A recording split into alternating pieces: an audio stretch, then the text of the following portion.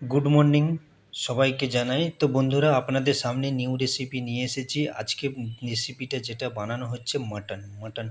তো মাটন কিভাবে বানানো হয়, তো আমি আগে মাটনের মধ্যে লবণ দিচ্ছি, লঙ্কা পাউডার দিয়েছি, হলুদ দিয়েছি, ঠিক আছে। এবার আমি 2 মুঠি পেঁয়াজ দিচ্ছি।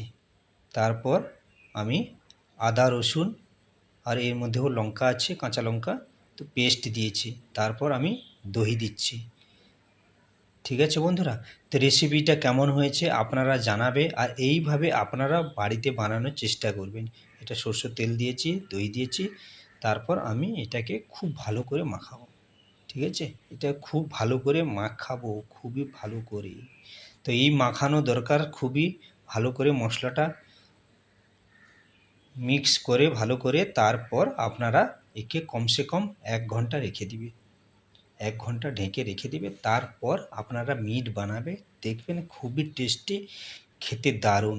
তো এই ধরনের রেসিপি আপনারা যেভাবে বলছি আপনারা এইভাবে একটু বানানোর চেষ্টা করবে, দেখবেন আপনারা বানিয়ে খাবেন, খুবই টেস্টি লাগবে, দারুণ টেস্টি হবে।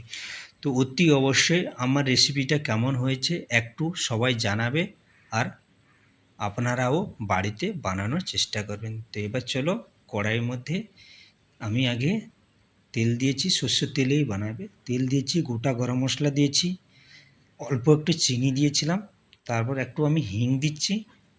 হয়েছে পেঁয়াজটা দেওয়ার পর পেঁয়াজটা লাল হয়ে যাবে, তারপর আপনারা আদা রসুন পেস্ট আর ওর মধ্যে কাঁচা লঙ্কা আমি যে পেস্টটা বানিয়েছি তারপরে সেটা দেব আদা রসুনে। তারপর আদা রসুনে দেওয়ার পর আদা রসুন হয়ে যাবে, তারপর আমি টমেটো দেবো। তো এইভাবে দেখতে থাকুন। অল্প একটু লবণ দিয়ে দিচ্ছি, কেন আমার মিটের মধ্যেও লবণ দেওয়া আছে, এইখানেও লবণ একটু দিয়ে দিচ্ছি। তো পেঁয়াজটা ভালো করে লাল হয়ে যাবে, তারপর আদা রসুন দেবো, দেখতে পাচ্ছেন। তো এইভাবে আপনারা বানানোর চেষ্টা করবেন, বানিয়ে খাবেন, খুবই সুন্দর মিট, খেতে খুবই টেস্টি হবে। দেখতে পাচ্ছেন পেঁয়াজ আমার লাল হয়ে গেছে, আদা রসুন হয়ে গেছে। এবার আমি টমেটো দিয়ে দেবো, দেখতে পাচ্ছেন টমেটো দেওয়া হয়ে গেছে।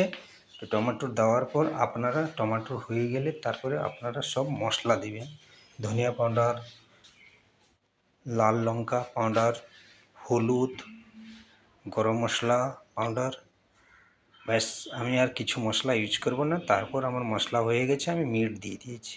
এবার মিটটা দেওয়ার পর আপনারা ধিমি আঁচ করে আস্তে আস্তে পাকাতে থাকবেন, কমসে 1 ঘন্টা আপনারা পাকাবেন, আস্তে ধিমি আঁচ করে আস্তে আস্তে পাকতে থাকবে, আস্তে আস্তে মিটটা সিদ্ধ হয়ে যাবে। তো দারুণ টেস্টি হবে, কালারও খুবই সুন্দর হবে, খেতেও খুবই সুন্দর হবে, দেখতে পাচ্ছেন।